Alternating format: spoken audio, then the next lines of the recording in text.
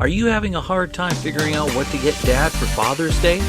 Shop now at sportshistorynetwork.com/row1 and save 15% off your order when you check out Row 1 Brand's Vintage Sports Pictorium Gallery. They have America's best sports art. With over 7,200 historic sports prints, you're assured to find something unique for Dad this Father's Day. If he's an NFL buff, check out the 1963 vintage NFL helmet poster. Shop now at sportshistorynetwork.com/row1.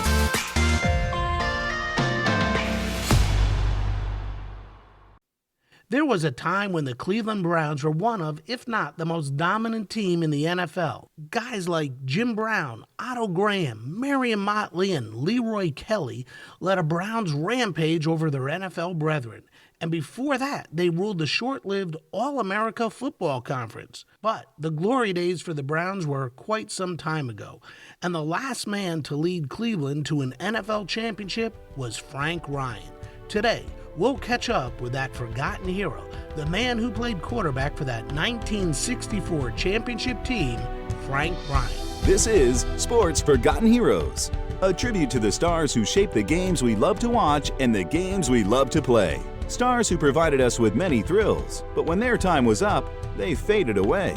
We'll take a look back at their spectacular careers, their moments of fame, even if it was just for one season or just one game. And now, here's your host, Warren Rogan. Welcome to the latest edition of Sports Forgotten Heroes, and today a very special guest, Frank Ryan, the last quarterback to win an NFL championship for the Cleveland Browns. Also joining today's podcast will be Roger Gordon, an author who has written several books about the Browns. Before we get into today's podcast, I hope that everyone had a terrific New Year's celebration. And as always, I want to thank everyone who has and continues to support Sports Forgotten Heroes. If you'd like to show your support, please visit the Sports Forgotten Heroes Patreon page at patreon.com/sportsfh. For as little as $1 a month, your support can go a long way. Follow us on Twitter at SportsFHeroes, check out our page on Facebook, or visit our website, sportsfh.com, to learn more about the guests who appear on the podcast, the great stars we talk about, and to see who else is scheduled to be featured.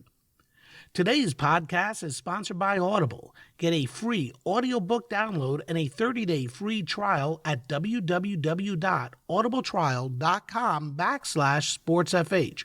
Over 180,000 titles to choose from for your iPhone, Android, Kindle, or MP3 player. Audible is a great way to enjoy your favorite books, especially when you're on the run. Give it a try free at www.audibletrial.com/sportsfh. You get a free Audible book and a 30-day free trial. And it's also another great way to show your support for Sports Forgotten Heroes. You know, it's hard to believe that once upon a time, the Cleveland Browns are one of the model franchises of the NFL. In fact, from 1950 through 1969, the Browns appeared in 11 championship games and won the title in 4 of those games.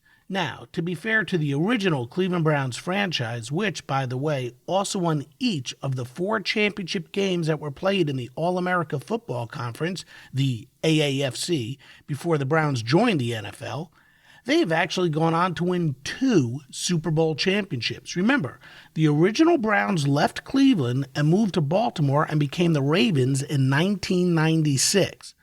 The Browns, as we know them today, were resurrected in 1999 with new ownership and management. However, the NFL let the new Browns retain or keep all of the old Cleveland records. So theoretically, technically, or not technically, depending on how you want to look at it, the current Browns are also the old Browns, only they went on hiatus and did not play in 1996, 1997, or 1998. What a difference management can and did make, as the current version of the Cleveland Browns have not made the playoffs since 2002, and their on-the-field performance over the last 3 years are somewhat legendary, for the wrong reasons. No team in NFL history has put together a 2 or 3 year stretch like the Browns have. It's hard to fathom. But, as I said earlier, there was a time when the Browns were the model franchise. They had guys like Jim Brown, Otto Graham, Leroy Kelly, Lou Groza, and Marion Motley, to just name a few. And then there was Frank Ryan. He was the quarterback for the Browns for a good part of the 1960s and is the last quarterback to lead the Browns to an NFL championship. He did that in 1964.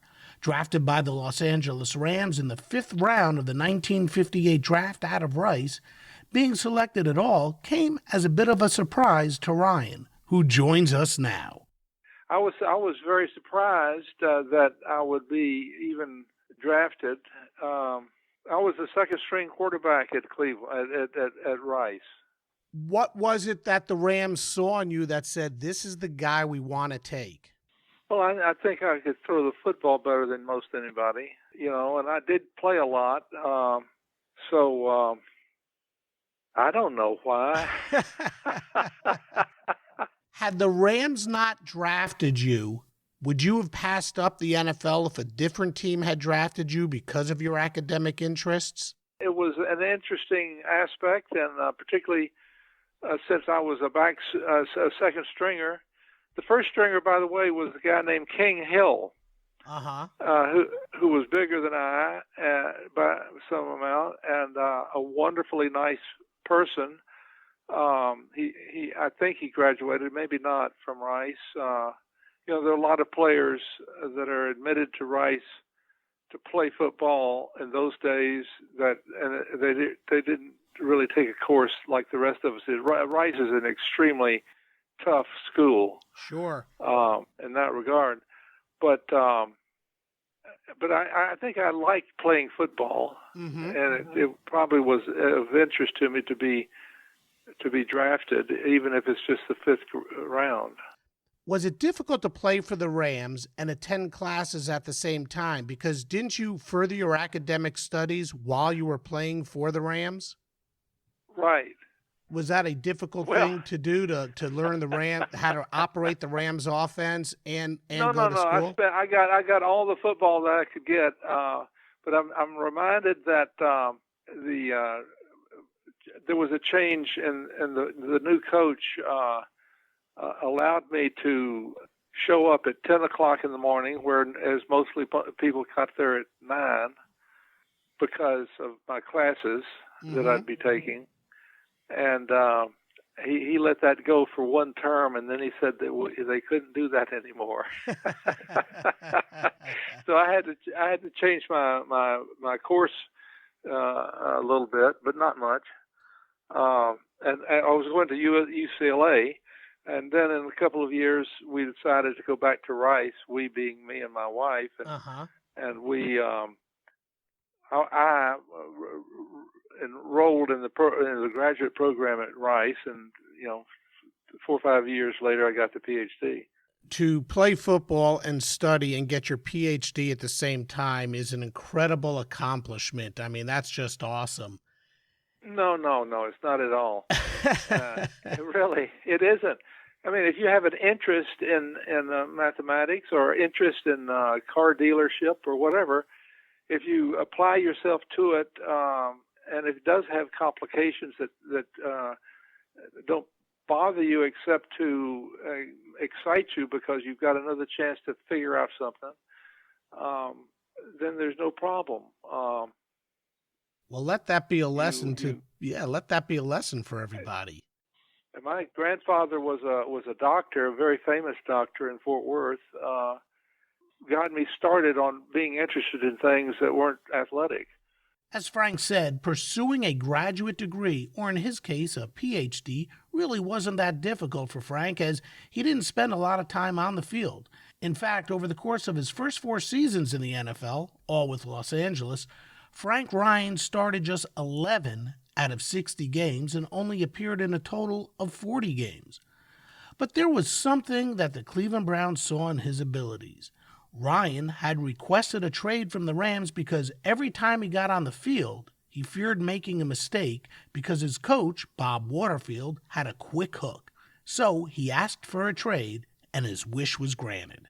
Yeah, that did happen. No, he was a wonderful man, and he was married to a very famous female star. Star. Jane Russell.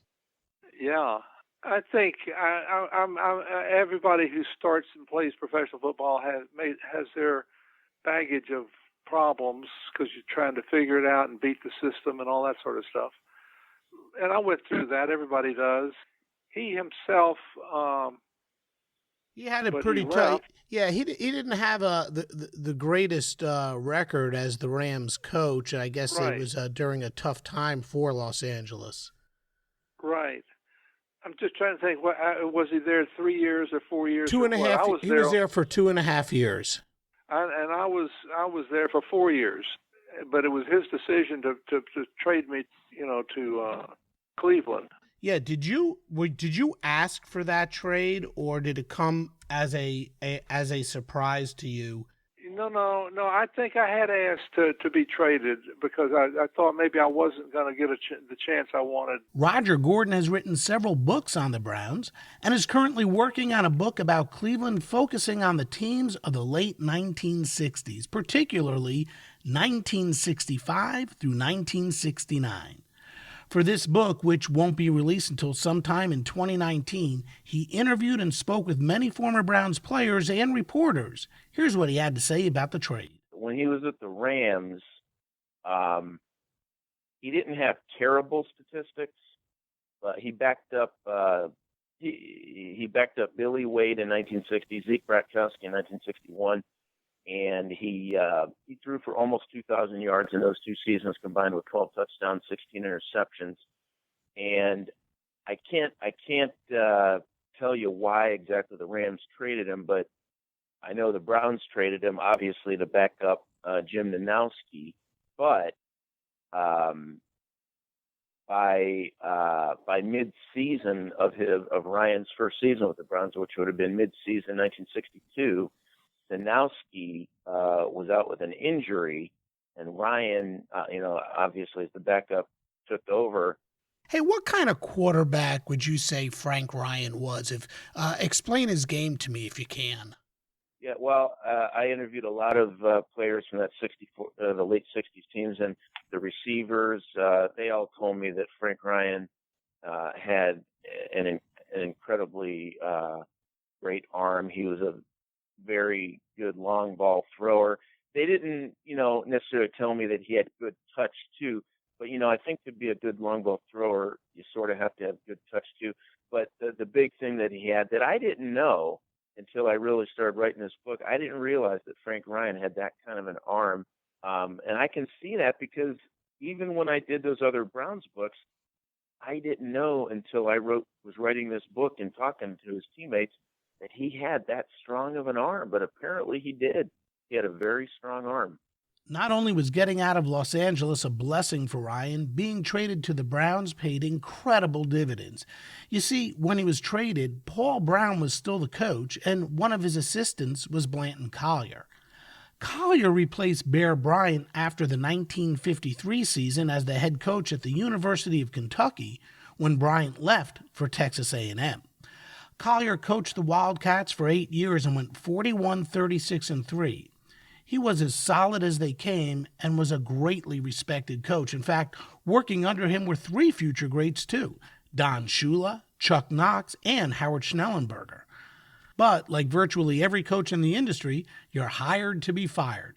And after 8 seasons, he was let go. 2 weeks later, though, Paul Brown asked him to join his staff on the newly formed Cleveland Browns of the All-America Football Conference.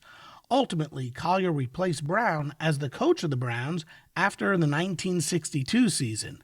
And as the coach of the Browns, Collier took Ryan under his wing and had him change a few things. I saw a video where you were being interviewed, and I believe it was Coach Collier helped you focus on your passes, making them more direct, making them more fine, by having you aim for a more defined spot, like aiming at the receiver's chin or right at his chest. Could you explain a little bit about that methodology to me? Well, it just focused a little bit more on what you had to do to get the ball to the receiver, and I thought it was a very good suggestion that he made, and it's certainly not something I had thought that much about. Because every time you throw a football, you're throwing it towards somebody, and for some reason, for some distance. But to modify that so that instead of throwing at the hulk of the body, but you throw it at the helmet or a hand that's in the air, I think causes the completion to be more accurate than it would have been otherwise. And when you sort of began to perfect and capitalize on that methodology, you're at that point becoming the starter for one of the best NFL franchises of the time, the Cleveland Browns. You're talking about, yeah. And you were basically not exactly, but you were sort of following in the footsteps of the great Otto Graham. What was it like for you to take over the Cleveland Browns? I didn't take him over. Blanton was a very solid person who wanted to get it done the right way, but he didn't, in my opinion, have anything special to offer in terms of having a person improve their passing. But in my case, I did a lot of self-correction, and I think that that helped a lot, making me a better player as the years with the Cleveland continued. With a new philosophy and a lot of practice, and with Collier's permission to call audibles at the line, Ryan's game improved dramatically in 1963, his first full year as a starter. He threw for over 2,000 yards, 25 touchdowns, and 13 interceptions. But it was his 1964 season where he became, perhaps at the time, the best quarterback in the NFL.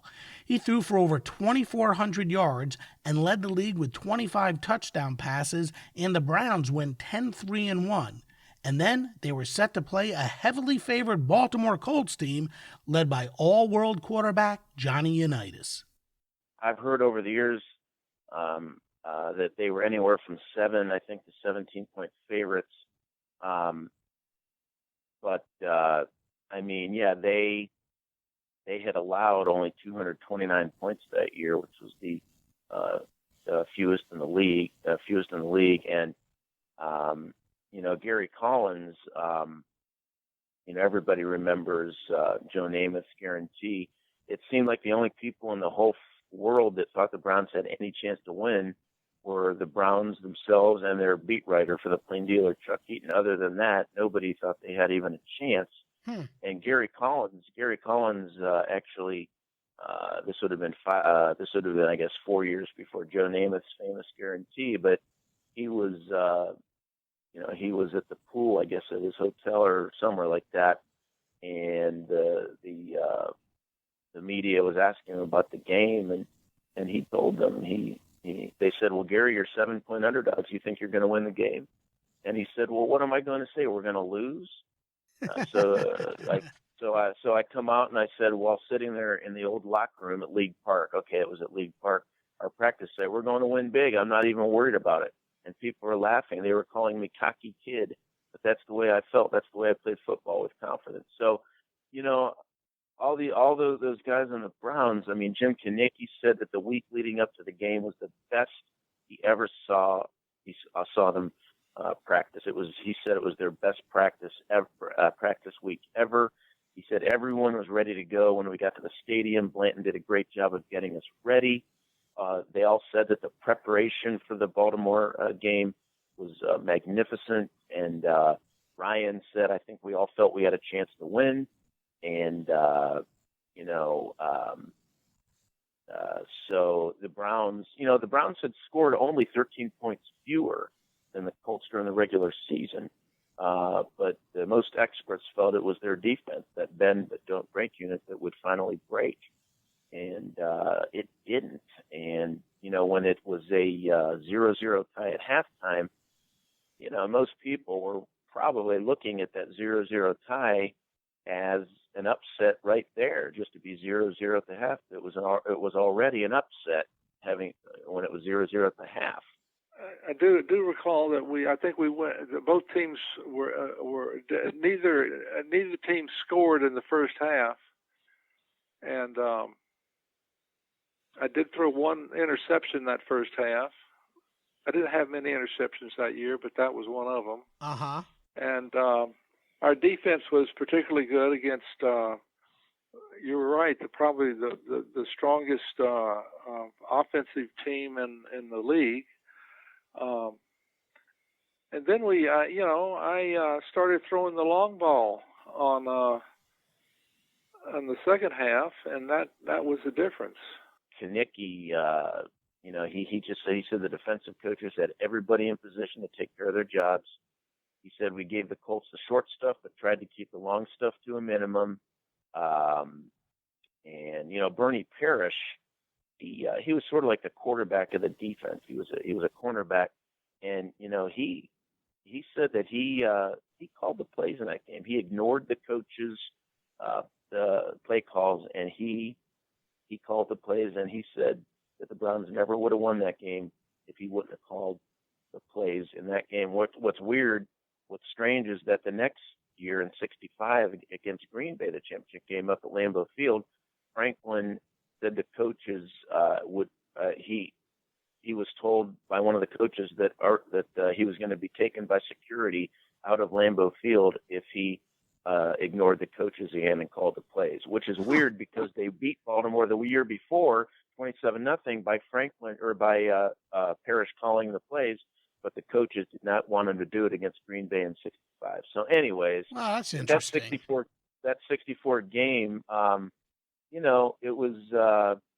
Dick Shaffrath, he said he remembered at halftime. He said when the defense came in at halftime into the locker room, and he said, I'll never forget this. They were going, I don't care what it takes. They're not scoring, and we'll score. Offense, if you can't score, we're scoring. And Shaffrath said it. Shaffrath said it was a real positive group, the entire team, actually. And, what Paul Warfield said was, he said the Colts strategy was problematic for me because they set their defenses by double covering. They were double coverage on Warfield, and that left Gary Collins basically one-on-one. And the guy who was covering him, I think, was Bobby Boyd, was a lot shorter than Collins. So, Collins had a big advantage against Bobby Boyd. And, there was Groza actually kicked a field goal for the first points, made it 3-0. But then Collins had an 18-yard pass from Ryan to make it 10-0. And it just snowballed. I mean, it was just there that day. It was considered one of the biggest upsets, probably in a long time. And, when it became 17-0, Mike Patika, he was just a fan at that time, but he later covered sports in Cleveland with the Associated Press. He said when it was 17-0, he's like, at that point, he was watching on TV, the way the defense was playing, barring many turnovers, and with Brown running the ball and controlling the clock, you really felt the Browns were going to win the game. And then, you watch that final touchdown where Collins runs into the all the fans in the bleachers, right in front of the bleachers section. It was just what's amazing is that there was no parade. The last championship parade in Cleveland prior to the Cavaliers 2016 was the 1948 Indians. The 1964 Browns, there was no parade for them downtown. Wow, why is that? I don't know. Nobody knows why. It just wasn't as big a deal, I guess, then as it is now. Even though there was almost 80,000 people there, it's hard to believe that there was no parade, but there was no parade. And another thing that's hard to believe is that the game was not televised live in Cleveland. Back then, it was blacked out, even if it was sold out 72 hours in advance. So the only people who got to see that game live in Cleveland were the people who drove 75 miles outside of town at some hotel or a bar to watch it. Then I think they played it. I think it was broadcast the next day on tape delay, though. I think it was broadcast the next day on tape delay. But Ryan and Collins, they had a real connection. They first got together in '62. That was both their first years with the Browns. Ryan in the middle of the season when he was traded, and Collins was a draft pick. And Ryan, he told me, he said, Gary and I had started developing a connection back in '62 when we both got there. We'd work after practice with Blanton, who was an offensive assistant coach then, working on moves, anticipating things and whatnot, me anticipating where he was going and him understanding when the ball would be there, that sort of stuff. And they both have a mutual respect for one another. And, what's funny is that both of them are sort of, when Browns fans think of Gary Collins and Paul Warfield, all they think of is that '64 championship game. It's a shame because both of them, besides that '64 championship game, had great careers. But a lot of Browns fans consider each of them one-hit wonders, even though they weren't. In that game, Ryan went 11 of 18 for 206 yards. Like Frank said, he did throw one interception, but he also connected for 3 touchdown passes. The first was an 18-yard pass to Collins, whom Gordon just said they worked really well together, and this was their crowning achievement. Now, that 18-yard touchdown pass gave the Browns a 10-0 lead. Then Ryan connected with Collins again later in the third quarter on a 42-yard strike to make it 17-0, and then in the fourth quarter, he and Collins hooked up again, this time for a 51-yard touchdown pass, and the Browns smoked the Colts 27-0 to win the 1964 NFL Championship, the last one the Browns won. And while winning in 1964 was the greatest team achievement Ryan experienced during his NFL career, his best year came in 1966 when he threw for a career-high 2,974 yards and a career-high 29 touchdowns. The Browns, though, only went 9-5 and missed the championship game. And those few years after winning the title in 1964 were quite disappointing, especially the 1965 championship game against Green Bay, a 23-12 loss. Ryan and Collins connected for the Browns' only touchdown of the game, a 17-yard strike in the first quarter, to cut the Packers' lead to 7-6. Later in the quarter, a Lou Groza 24-yard field goal gave the Browns their only lead of the game, 9-7. For the game, Ryan was 8 of 18 for 115 yards and that one touchdown pass. Well, it was disappointing. I mean, every loss is a disappointment. There's nothing special about it. But it was pretty obvious that if the field had been in better condition, that we might have had a different outcome. We started the game and immediately scored the way we usually did. And the second or third time we got the ball, I went back to throw it out. It slipped out of my hand, my throwing hand, when I put my throwing hand back just before it goes forward, Uh-huh. There's a little moment there where you got the ball back by your ear, and then you got to thrust it forward. And when it was by the ear and I started to thrust it forward, it slipped out of my hand because the football was muddy. So that was a problem. Yeah. So we were much more pass oriented than was Green Bay. Uh-huh. And we didn't have a very good day passing. We did in the beginning before it started to climb up on us. I think I had a touchdown pass in the first time or second time we got the ball, but those things happen, and yep, nothing you can do about it. Yep.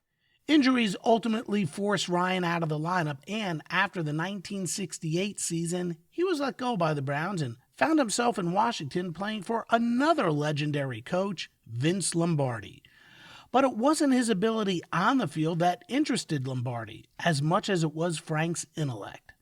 Lombardi was intrigued by computers and what analytics could do for the game of football. And for Frank, this is where his second career, his career for what he would do after football, began. And, like I just said, it started with breaking down the analytics for Lombardi. He didn't have a mind that would analyze computers and understand exactly what was could be accomplished. But we did talk a lot about it, and he would talk tell me what he'd like to see is this sort of information gotten very quickly during the course of a game, for example. And that was not easy to do. You didn't have those simple computers that you have nowadays, where you can put them in an envelope practically, and yeah. So, but he was appreciative of the information that we would gather very quickly after a game or during a game. It was a plus to him. But I can't remember anything specific that would be interesting. I mean, we're talking about too many years ago. But so you did, though. You got to play for Paul Brown and for Vince Lombardi. To me, that's a very unique thing. Two of the greatest coaches in the history of the NFL. No question about it. No question about it. Can you talk a little bit maybe about their similarities? What made those guys such great coaches? Well, I think they knew they knew the sport as it existed then better than most people, and could make judgments about preparing for something that would get the maximum out of preparation, rather than maybe putting a lot of people to sleep or tiring them out otherwise. It's hard. They were very successful in their approach to the sport. I would say that Paul Brown would have the way he got where he got was by being very specific and exact, and he kept records of it to prove exactness or lack of exactness. Interesting. And that was part of his game. He wanted it done just exactly as he told it, and I think that's a very good aspect, by the way, of a coach with players. And he knew that it was important for him to learn and understand not just the nature of football, but the nature of the mindsets of the children, of the people that are playing the game. Wow. So he was a very intellectual person, though what he was dealing with was not intellectual in a certain sense. I mean, it was football. But Vince,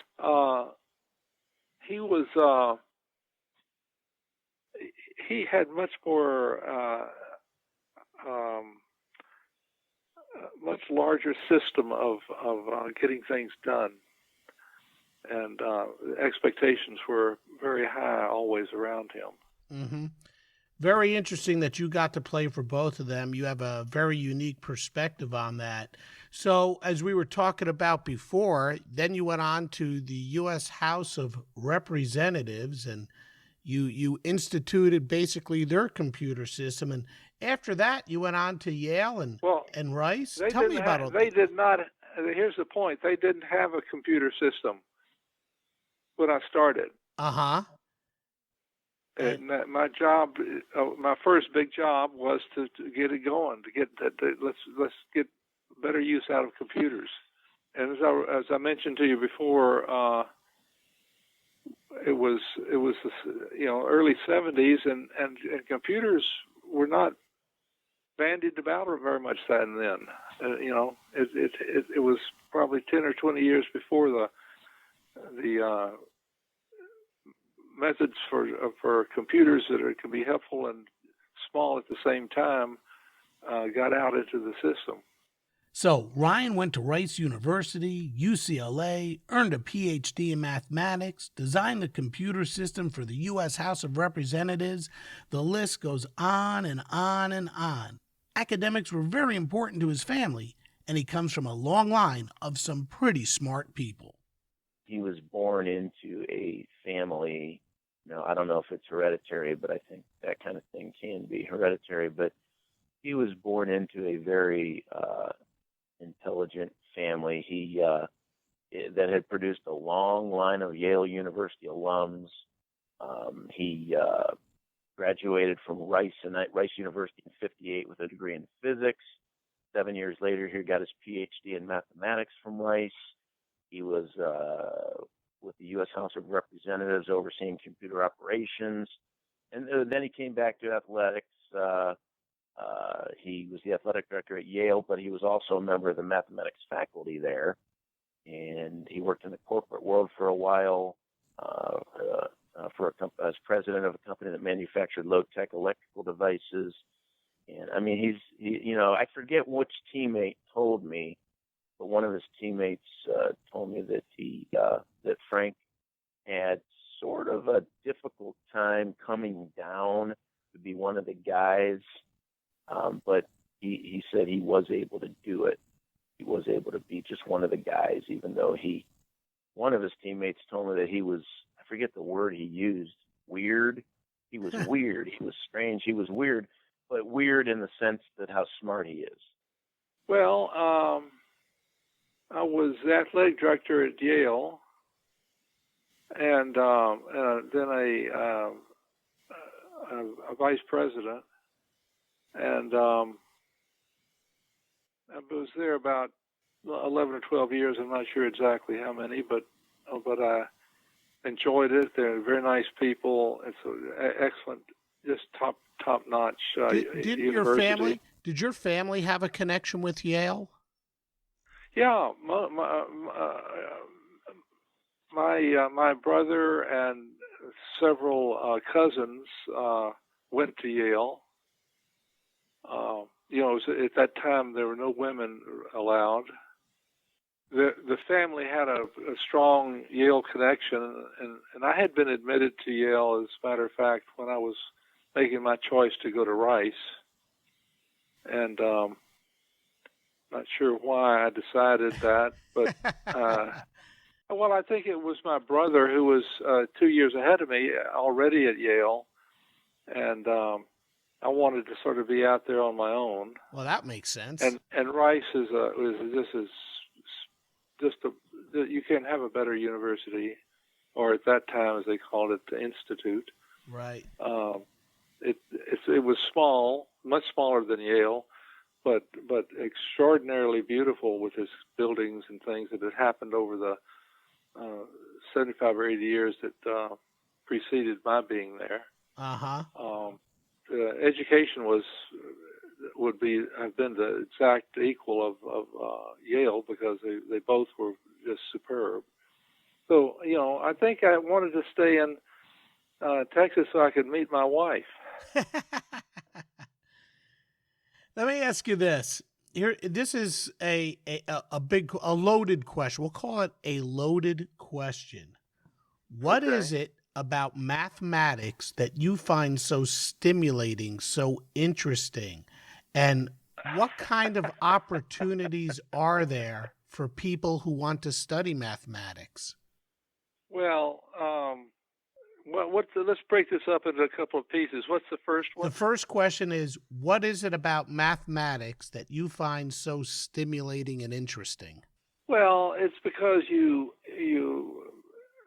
much of the time you have results that are interesting and unusual and hard to get. There's a certain amount of you have to play by the game of mathematics. You can't just sort of wallow around and do what you want to do. You have to stick with it, and it's pretty tough stuff mentally. It's all mental, no question about that. Through this process, because people kept the style of mathematics where it should be, mathematics gradually grew, and the mathematics started 2,000 years ago, in the early days of I guess you'd call it educational information, but mainly over in Europe and in the places south of that. I don't know exactly, but it's a pretty phenomenal claim that you can make that mathematics really started 2,000 years ago. And there's written materials that have come forward over the years, over the centuries that contributed to people learning the sport, the things easier with that prior information being there. So it was. There's just I don't know where I could tell you to go. You have to read something about it to really understand where it's going, and I'm not sure I can point you towards anything right now.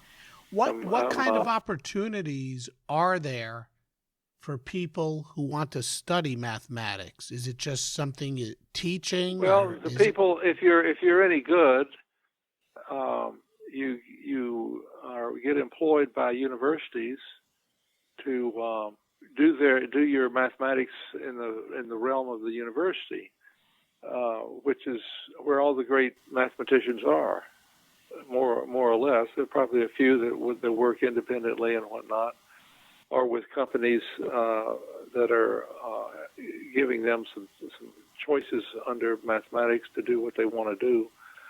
It's hard to say. Anybody who has got an agile mind with mathematics, and I do not have an agile mind now because of my current mental failures. I'm sorry to hear that.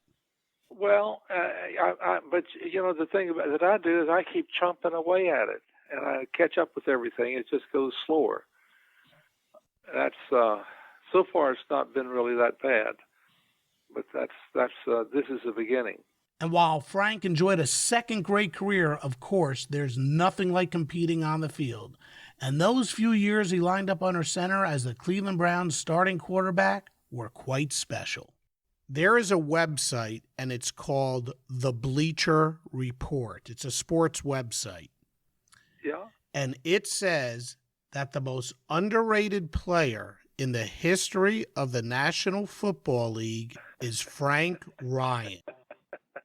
How does that make you feel? Because that means that you were a great football player. How does that make you feel? Well, I had 3 or 4 pretty good years. There's no question about that. And but for playing 13 years and not playing very much to begin with, and nor at the end when it was subsiding,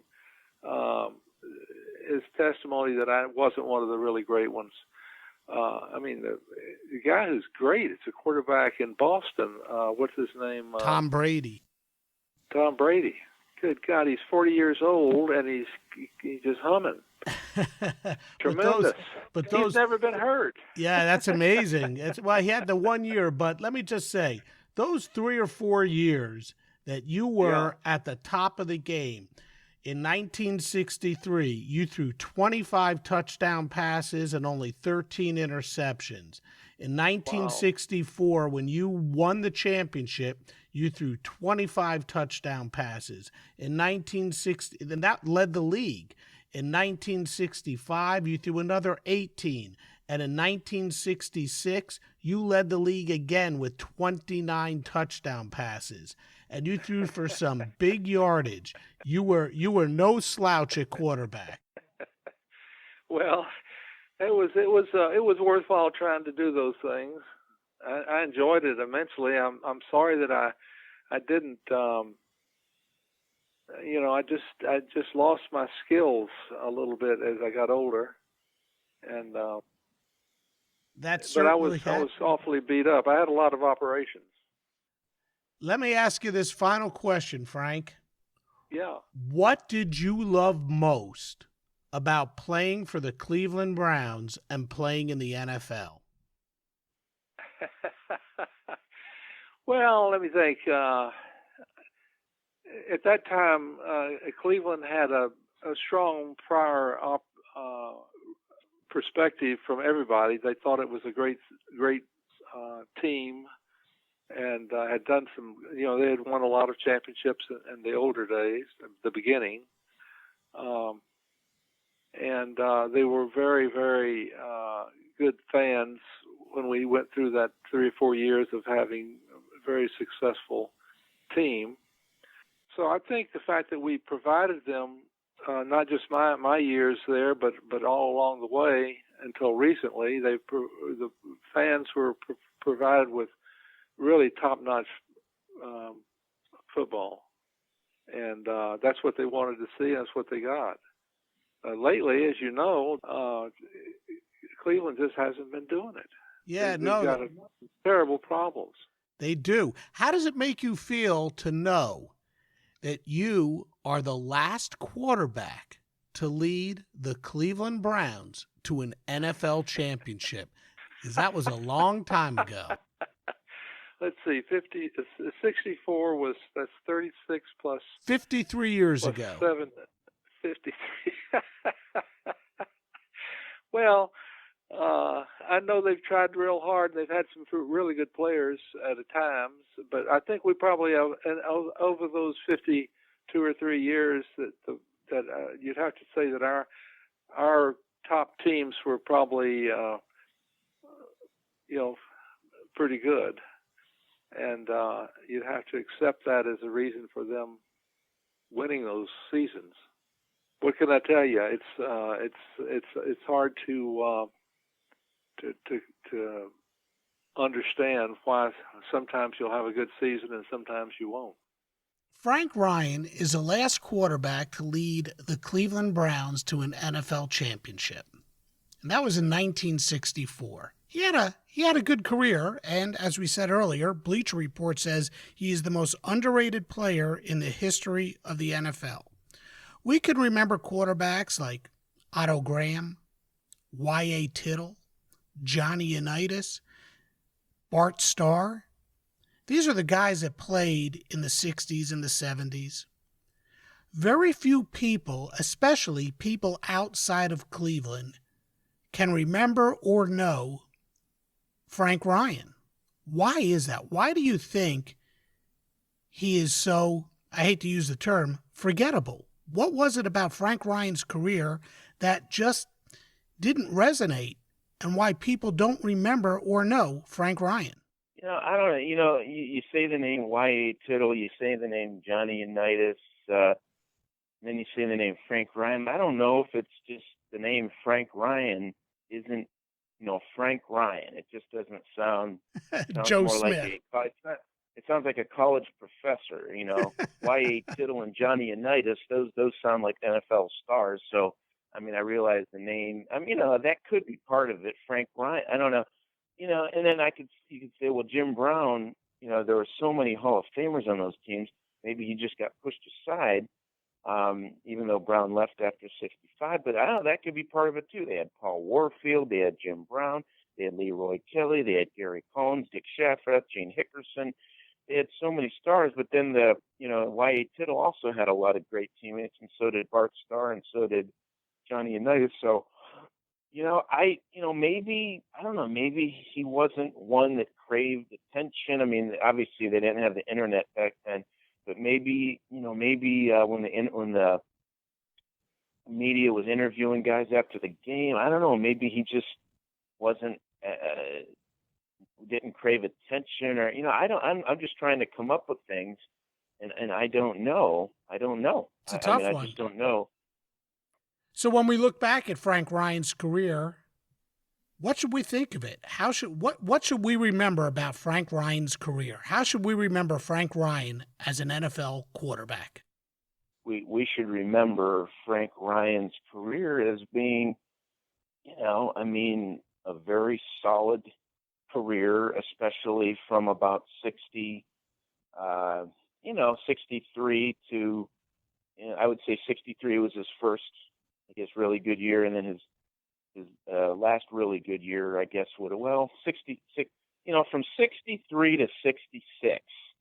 I think from 63 to 66, that 4-year period, he had to have been considered one of the best quarterbacks in the NFL in that 4-year period. Now, prior to 63 and after 66, maybe not. But from 63 to 66, he has to be considered one of the best NFL quarterbacks in the league in that 4-year period. When you think of the Cleveland Browns and the great quarterbacks they've had, like we just discussed, for whatever reason, Ryan's name just doesn't resonate. The last time the Browns fielded a team that struck fear into anyone was when Bernie Kosar played quarterback. Prior to that, Brian Sipe. But neither of them ever played for a championship, let alone win one. But Ryan did. And while what a majority of NFL players did on the field defined who they were or became, perhaps Ryan's choice of moving out of the public eye for public service and the study of mathematics and academia also contributed to his status as one of sports' forgotten heroes. But on the field, during the 5-year stretch of 1963 through 1967, he led the Browns into 2 championship games, won 48 regular season games, lost only 17, and tied another. He threw 117 touchdown passes, more than 23 a season, completed over 51% of his passes, and averaged 2,236 yards a year. This was at a time when throwing for 2,000 yards in a season was a big deal. Ryan had a big arm, and if not for injuries, he might have racked up even more impressive numbers. I'd like to thank Roger Gordon for joining today's podcast. Roger has written several books about the Cleveland Browns, his latest being So, You Think You're a Cleveland Browns Fan? A book filled with trivia, stats, and more. And his newest book about the Browns of the mid-1960s is due to be released early in 2019. To find all of Roger's work, especially if you're a fan of the Cleveland Browns or a fan of any Cleveland sports team, check out his page on Amazon.com. For more information on Sports Forgotten Heroes, please visit sportsfh.com. Follow us on Twitter @SportsFHeroes or look for our page on Facebook. Thanks again to today's special guest, Frank Ryan, and we'll see you next time on Sports Forgotten Heroes. We here at the Sports History Network proudly partner with 26 podcasts, all revolving around the history of sports. But did you know that many of our hosts were sports history authors way before they started their shows? It's true. We've got Joe Ziemba, host of When Football Was Football, Joe Zagurski, host of Pro Football in the 1970s, Mark Morthier, host of Yesterday Sports, Tommy Phillips, host of Lombardi Memories, and Scott Adamson, co-host of From the 55-Yard Line. All these authors have many books for you to choose from. To check them out, go to our website at sportshistorynetwork.com/sportshistorybooks. Pick up your copy today. Soundtrack provided by Kevin MacLeod of filmmusic.io.